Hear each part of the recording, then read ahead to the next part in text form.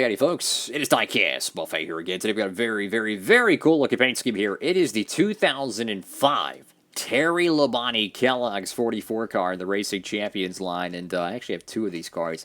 This is a really cool looking paint scheme. It's a mini tribute, or, just throwback or bring back, so to speak, because it wasn't a one-off event. They actually ran this like the whole freaking season, very reminiscent of Kyle Larson with the HendrickCars.com paint scheme for 2021. But this was his 90s paint scheme, and it's just really cool how they brought it back for the Cup car with the original sponsor.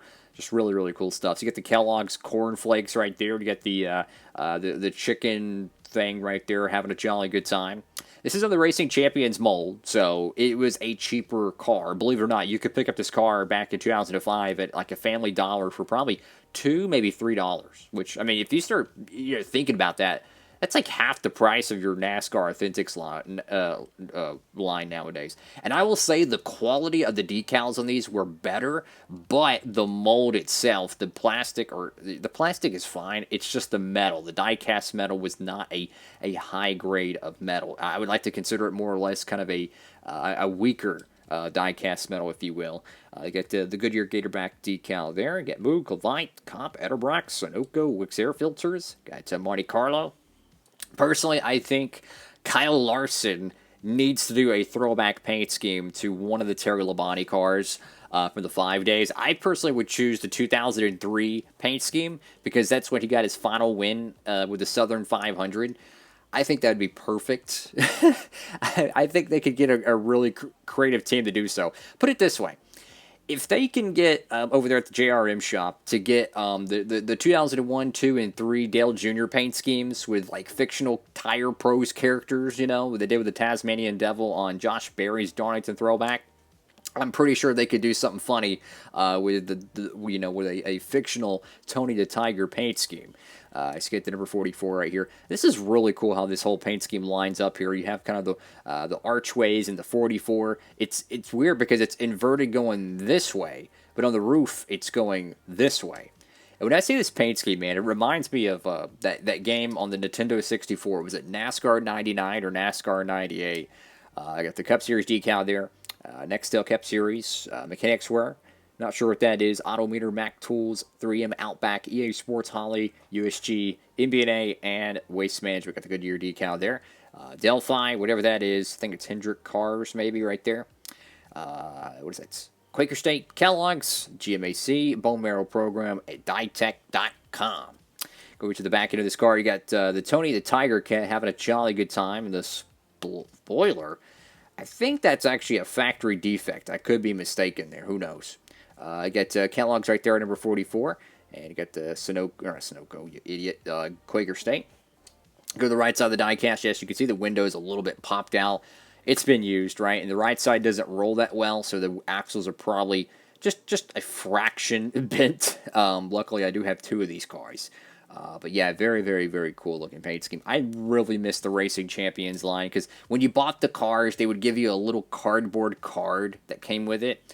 And most of the time, they would give you a little die-cast stand with it as well. Put it this way, they had so much creativity. They would not only have, your normal line stuff. They would even have a elite one, right, that you could get. It would have an opening hood and stuff. I'll be honest with you, those things are extremely fragile, especially nowadays, since the metal is degraded so much. But they even had a die-cast release line that had car covers on it.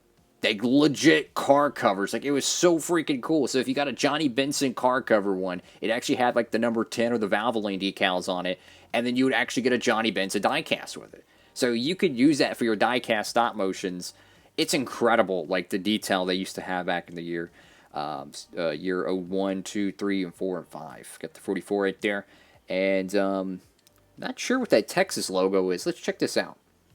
So you have I think it says Terry Labonte Shifting Gears Lone Star Style. That's pretty cool, the Kellogg's decal. Every time I see this paint scheme, guys, it reminds me of NASCAR 06, the game.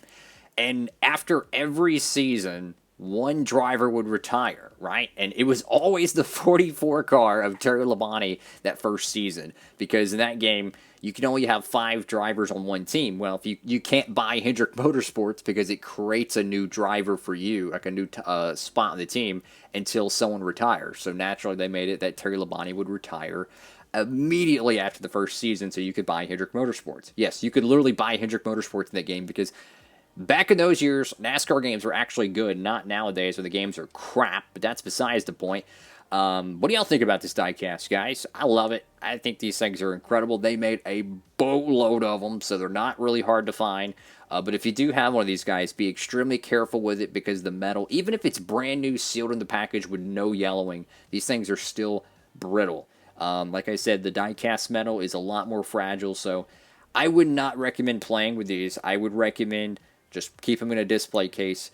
Like these cars here, these are made with metal that is going to, I would say, stand the test of time compared to Hot Wheels cars. These are high-grade diecast stuff. Put it this way, if Hot Wheels cars made in the late 60s are still not cracking around the A, B, and C post, these Winter Circle cars got a long ways to go. These things have already started cracking. And I mean, when they crack, there's no way to save it. I mean, like, it just chips, and it's crazy. So yeah, I would not recommend using these things a lot. Be very careful with them. But anyways, have a great one, everybody. Thank you all so much for watching. If you ever want to support the channel, promo code down below to help you on shipping costs over there at Circle B Diecast. And have a great one, everybody. Diecastbuffet. Signing off.